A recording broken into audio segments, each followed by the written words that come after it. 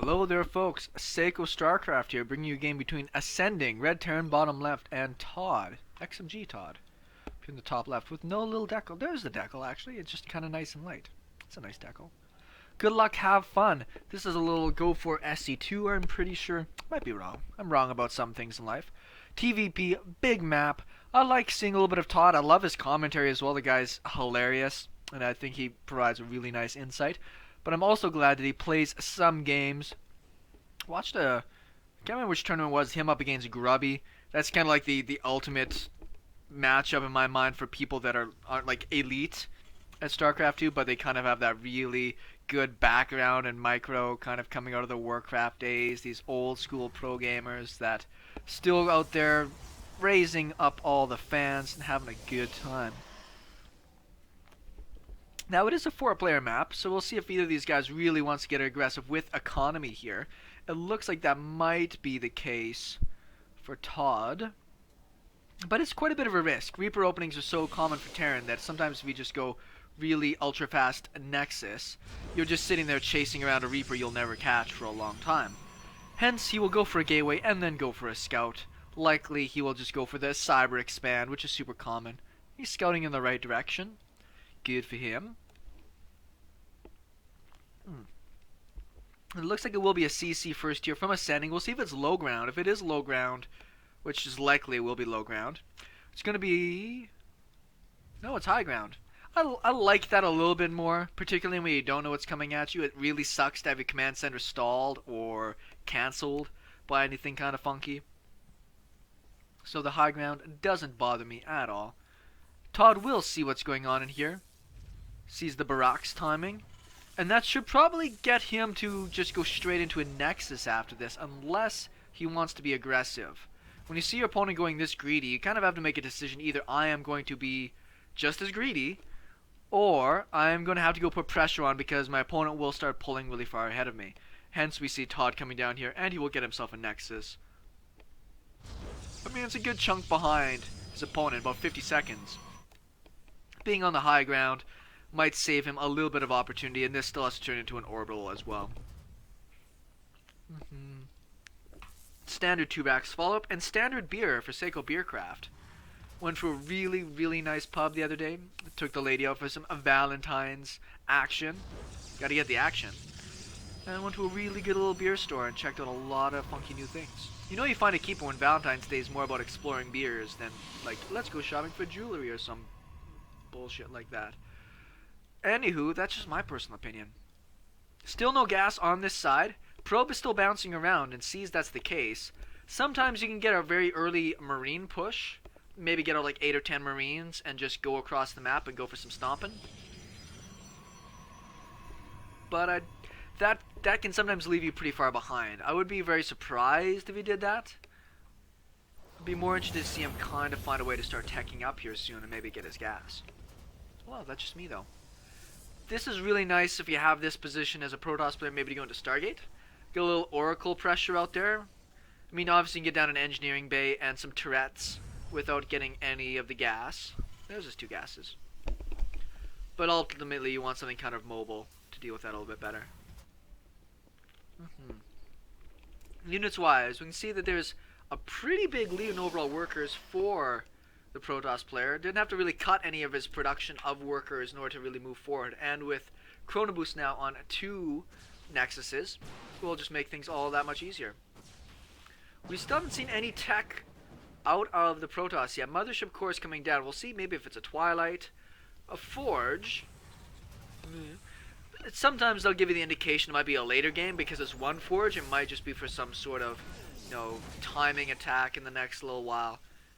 Maybe get down the armor upgrade and some zealot heavy stuff. Saw some really cool stuff in the tournament that I casted recently with a Protoss player that loved getting out really fast upgrades to zealots and zealot charge. I thought it was really effective against Terran. And on this side, pretty standard Robo going up here. He's just positioning himself for a good late game play. This is kind of funky actually. He got 1 kill. I think he should get away just fine. Thought he might throw down a time warp just to be cool, but he doesn't have the energy to do such a thing.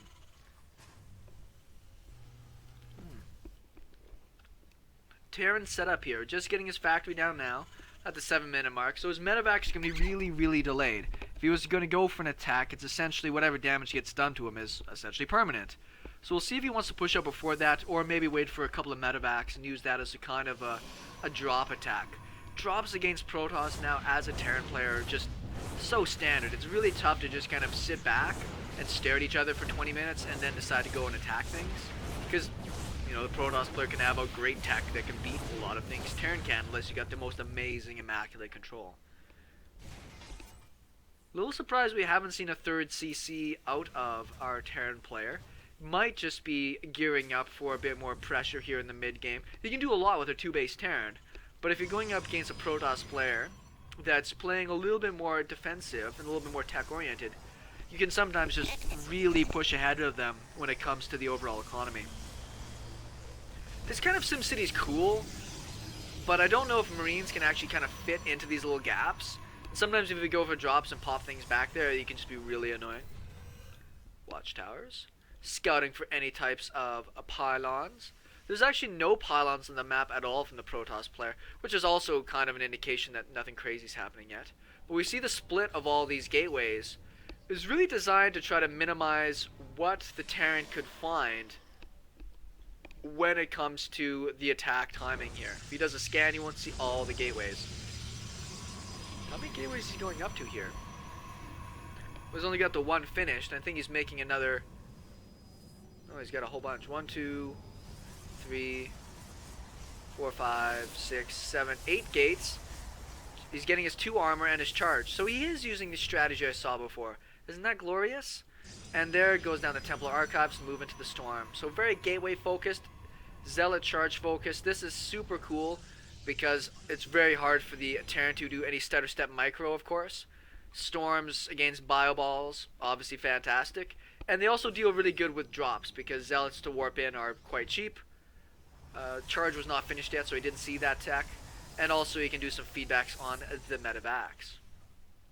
Still no command center or thoughts of a third nexus. I love watching people like Parting play that get down the really fast third nexus, and it almost forces you to go into action. Like you almost have to, just as a requirement, go in and do damage, because if you don't, you're just gonna fall so far behind.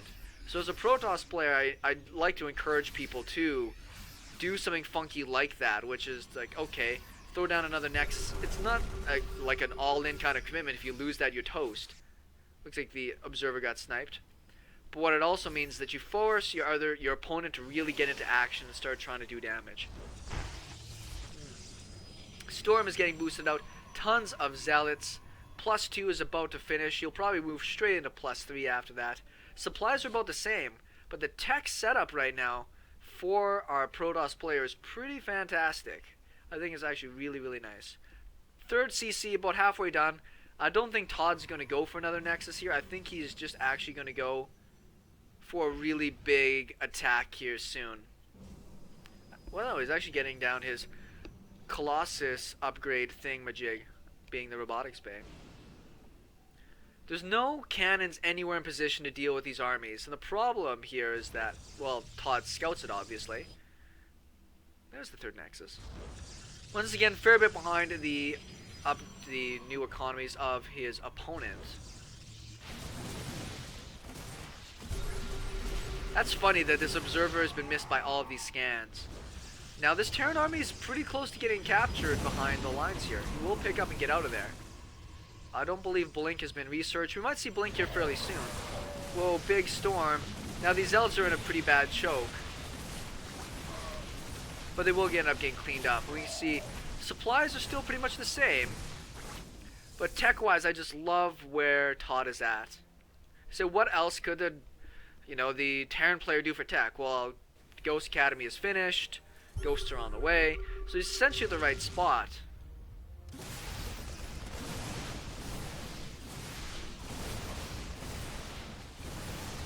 +3 armor is on the way now. Storm drives everything back. The Terran player still controls all the watchtowers. Kind of interested to know why ToD really hasn't gone for any type of harass yet. This is the first we're going to see of it with this Warp Prism. I know that it's nice to sometimes kind of sit back so the Pro doesn't get that ideal army, since we see the Colossus in place as well as some cannons happening.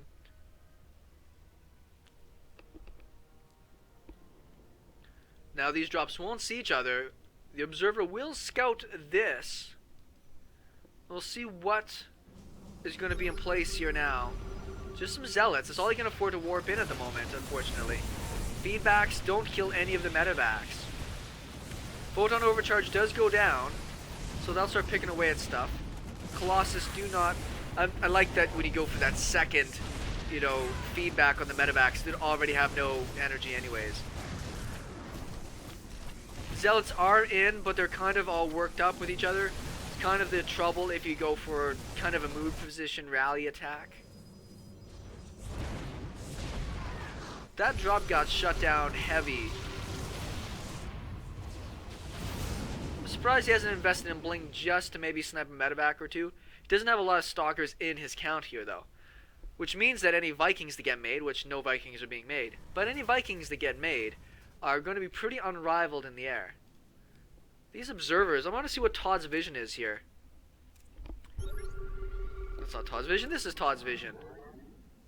He's got observers in great spots to see a lot of what is happening. Terran army's a little ragtag. I mean, he's falling quite a bit behind in supply. He's not taking good engagements. Beefy Archons. Plus the armor's about to go down. Blink is started. We actually have a second forge, and that's going to be more for helping to boost out any type of shield upgrade sooner. Like this little bit of army over here. This medevac, for instance, will go down with one feedback here. There are feedbacks available. Oh, sick. He got both of the important medevacs. There's a Marauder. Will the Marauder take on a cannon? That is the question. It actually targets the medevacs down. I like that.